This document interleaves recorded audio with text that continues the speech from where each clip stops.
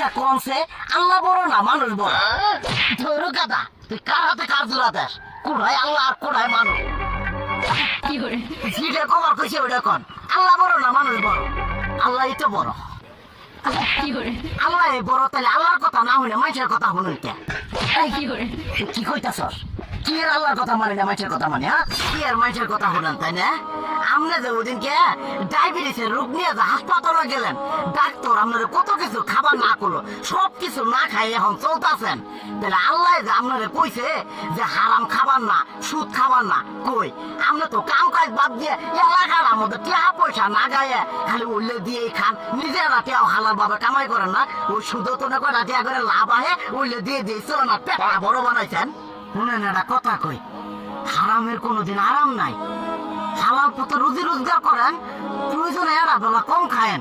তাও শরীর পিণ্ডও ভালো থাকবো কোনো